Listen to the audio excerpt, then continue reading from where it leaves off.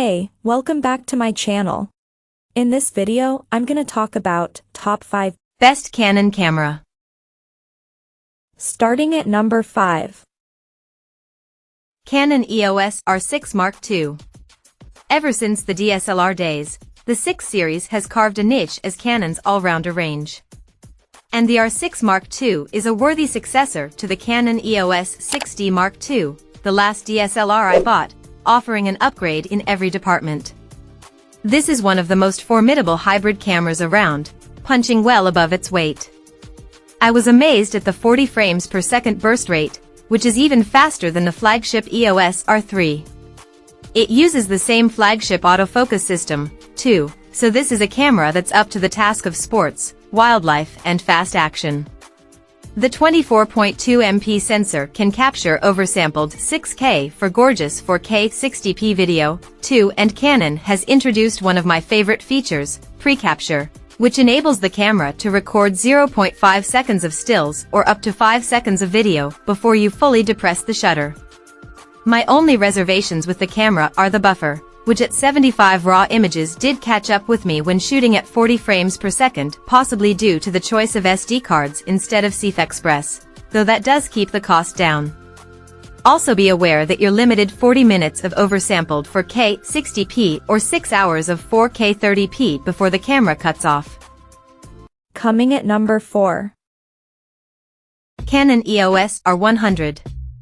In my opinion, there's no better way to learn photography than to use a mirrorless camera.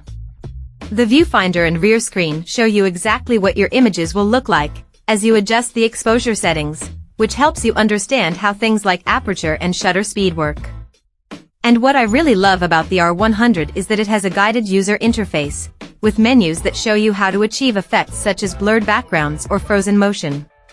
While it's a beginner camera, the R100 is still amazingly capable. Canon's trusty 24.1 MP APS-C sensor delivers images worthy of far more advanced cameras. I was blown away by the quality of the files. I also love that it's got a microphone jack, which is rare on a camera at this price point, so if you want to shoot video you can get great quality sound using a dedicated mic, rather than relying on the built-in mics.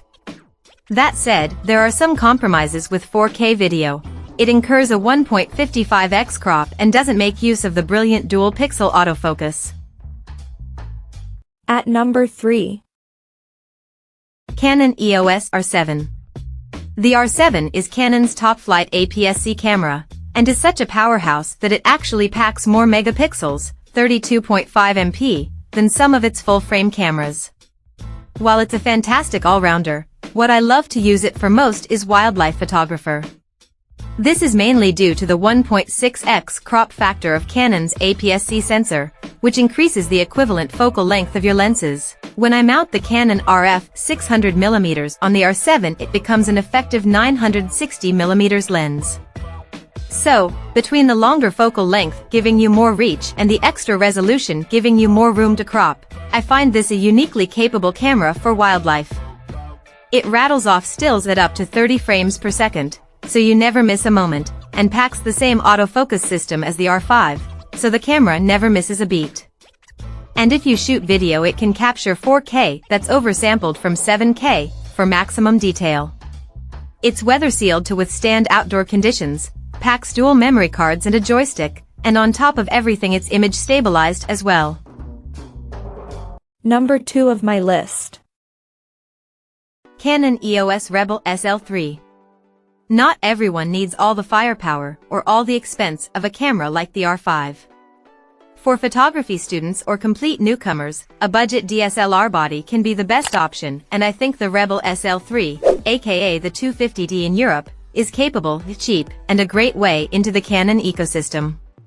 It uses older DSLR technology, so it lacks the features and finesse of mirrorless cameras, but when you're learning you don't need all the bells and whistles. And just because it's cheap, doesn't mean it's crap. I've taken images with this 24.1 MP APS-C sensor that look as good as anything I've shot on a $4,000 camera. It's also compact and comfortable to hold. In fact, its ergonomics are better than some much newer cameras I've used. The SL2 is a superb starter camera at a superb price, and the EF and EFS lenses you use with it can be adapted to Canon's mirrorless EOS R cameras, so when your skills grow and you upgrade your body, you can keep using your lenses. And number 1. Canon EOS R5.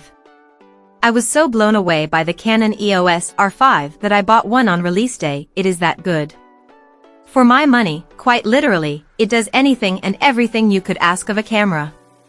Not only do you get high-resolution 45MP stills as standard, it can also shoot up to 400MP images in a special mode. It offers lightning-fast continuous shooting, too, delivering bursts of up to 20 frames per second. It's also a monster at video, with its headline raw 8K 30p video being utterly gorgeous, and it can be oversampled for stunning 4K HQ, though the standard 4K mode is nothing to write home about. Yes, there are well-publicized overheating limits, but in truth I've never had any problems in personal use. The only time I ran into issues was when I torture tested the camera for my review. The R5's autofocus is so good that I called it a cheat code, and I stand by that. Dual pixel CMOS AF2 is the best system in the industry right now, better than that of the Sony A9 III and Nikon Z8/Z9. Add in weather sealing, rock-solid in-body image stabilization, up to 8 stops, and support for super-fast CF Express B cards, as well as standard SD cards, and this is a camera that can take on any task. Check out this video description for latest price and more informations. Thank you for watching this video. Please subscribe and stay tuned.